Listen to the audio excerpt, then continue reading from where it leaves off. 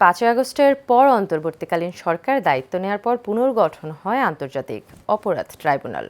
তবে সরকার পরিবর্তন হলেও আন্তর্জাতিক অপরাধ ট্রাইব্যুনালের বিচার যেভাবে চলছে সেভাবেই চলবে বলে জানিয়েছেন chief prosecutor Mohammad Tajul Islam. Tribunal পরিদর্শনে এসে এনসিপির সদস্য সচিব আখতার হোসেন শেখ হাসিনা সহ পলাতকদের দেশে ফিরিয়ে এনে দণ্ড কার্যকরের দাবি জানান। ওয়ালেদ সিদ্দিকের রিপোর্টে দেখুন বিস্তারিত।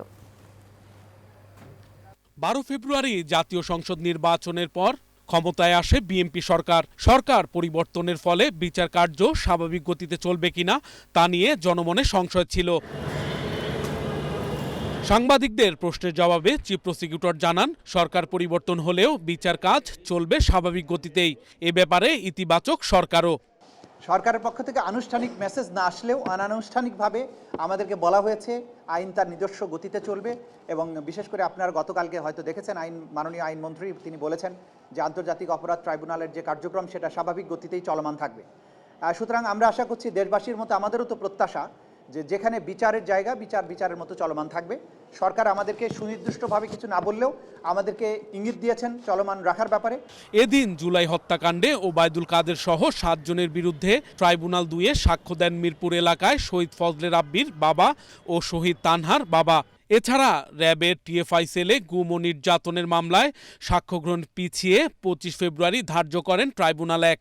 গাজীপুরে জঙ্গি নাটক সাজিয়ে 7 জনকে হত্যা মামলার পরবর্তী শুনানির জন্য 2 মার্চ দিন ধার্য করেন ট্রাইব্যুনাল। সড়ক পরিবহন ও সেতু মন্ত্রী ওবায়দুল কাদেরের বিরুদ্ধে আন্তর্জাতিক অপরাধ ট্রাইব্যুনালে যে মামলা চলমান আছে সেই মামলায় আজকে প্রথম সাক্ষী হিসাবে শহীদ রাব্বির পিতা সাক্ষী দিচ্ছেন।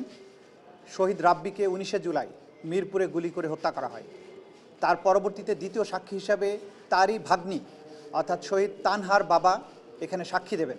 এদিন আন্তর্জাতিক অপরাধ ট্রাইব্যুনাল পরিদর্শনে আসেন এনসিপির সদস্য সচিব ও সংসদ সদস্য আখতার হোসেন। পরে সরকারকে আহ্বান জানান দ্রুত শেখ হাসিনা সহ পলাতকদের দেশে ফিরিয়ে এনে দণ্ড কার্যকরের।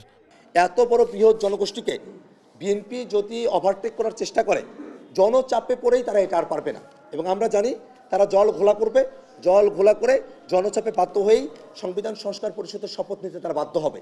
এই কারণে আমরা মনে করি যে সংস্কারের বিষয় যে দোদুল্যমানতা বিএনপি সরকারের পক্ষে রয়েছে সেই দোদুল্যমানতার ছোঁয়া যেন আন্তর্জাতিক অপরাধ ট্রাইব্যুনালে না আসে সেই বিষয়টাই তাদেরকে জানানোর জন্য সেই খোঁজখবরগুলো নেওয়ার জন্যই আজকে আমি এখানে উপস্থিত হয়েছি। কোনোভাবেই যেন বিচার বাধাগ্রস্ত না হয় তা নিশ্চিত করার আহ্বান জানান আখতার হোসেন। Walid Siddiqui, Asian television, Dhaka.